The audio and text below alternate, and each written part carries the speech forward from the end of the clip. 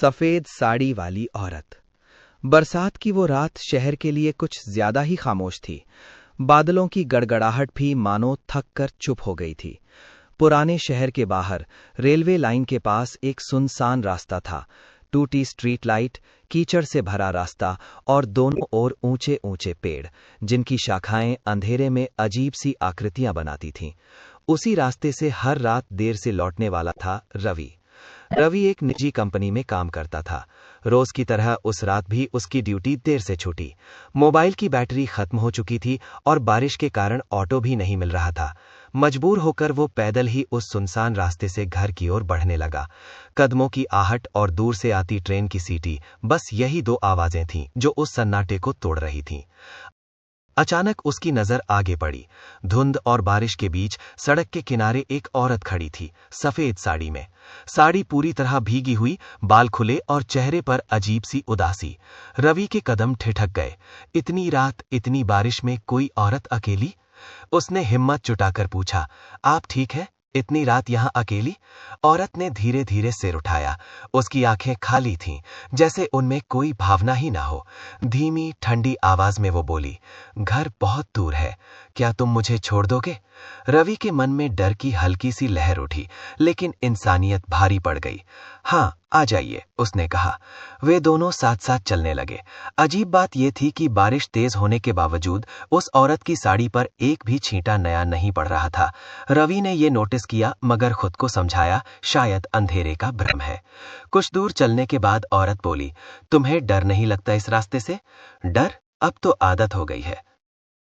औरत की होठों पर हल्की मुस्कान आई, लेकिन वो मुस्कान खुशियों वाली नहीं, बल्कि किसी पुराने दर्द की तरह थी। चलते चलते वे एक पुराने पीपल के पेड़ के पास पहुंचे। वहीं पर औरत रुक गई। बस यहीं छोड़ दो, उसने कहा। हैरानी से देखा, यहां तो कोई घर नहीं है। औरत ने आसमान की ओर देखा, फिर बहुत धीमे से बोली, मेरा घर यही है। इतना कहकर वो अचानक गायब हो गई। रवि के शरीर में सिहरन दौड़ गई। वो चारों ओर देखने लगा, कोई नहीं। बारिश, अंधेरा और सन्नाटा। उसके पैरों तले जमीन खिसकने लगी। वो डर के मारे दौड़ता हुआ घर पहुंचा। पूरी रात उसे नींद नहीं आई। सफेद साड़ी, खाली आंखें और वो ठंडी आवाज, सब उसके दिमाग में गूंजता रहा। अगली सुबह उसने अपने पड़ोसी शर्मा जी को यह किस्सा सुनाया। शर्मा जी का चेहरा सुनते ही गंभीर हो गया। उन्होंने गहरी सांस ली और बोले, बेटा, तुमने जिसे देखा वही होगी। कौन? रवि ने कांपती आवाज में पूछा। सफेद साड़ी वाली औरत, शर्मा जी बोले। करीब 20 साल पहले उसी पीपल के पेड़ के पास एक औरत की एक्सीडेंट में मौत हो गई थी। वो रोज अपने पति का इंतजार करती थी, जो रात की ट्रेन से लौटता था। एक रात बारिश में वो सड़क पर खड़ी थी और तेज रफ्तार ट्रक ने उसे कुचल दिया। तब से लोग कहते हैं कि वो हर बरसात की रात किसी न किसी को मिलती है।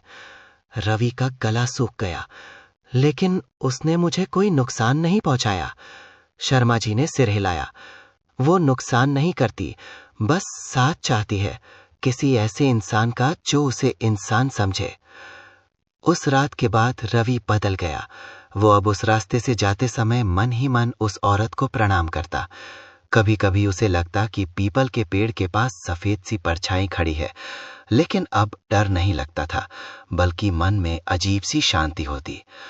कुछ महीनों बाद एक रात तेज बारिश में रवि फिर उसी रास्ते से गुजर रहा था। अचानक उसकी बाइक फिसल गई और वो गिर पड़ा। चोट गंभीर थी। दर्द से कराते हुए उसे लगा कि अब कोई मदद नहीं मिलेगी। तभी किसी ने उसका कंधा थामा। उसने आंखें खोली। सफेद साड़ी वाली औरत सामने खड़ी थी। इस बार उसकी आंखों में खालीपन नहीं था, बल्कि अपनापन था। उसने धीरे से मुस्कुराकर सड़क की ओर इशारा किया। कुछ ही पल में एक कार रुकी और लोग रवि को अस्पताल ले गए। अस्पताल में होश आने पर रवि को सब कुछ सपने जैसा लगा, लेकिन जब वो ठीक होकर उस रास्ते से दोबारा गुजरा, तो पीपल के पेड़ के पास एक ताजा फूलों की माला रखी थी, जैसे किसी ने धन्यवाद कहा हो।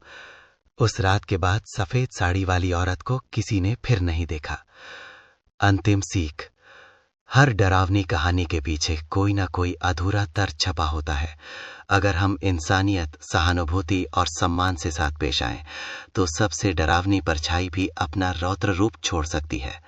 डर हमेशा बुराई से नहीं, बल्कि अज्ञान से पैदा होता है। आप लोग वीडियो को लाइक कीजिए और सब्सक्राइब भी।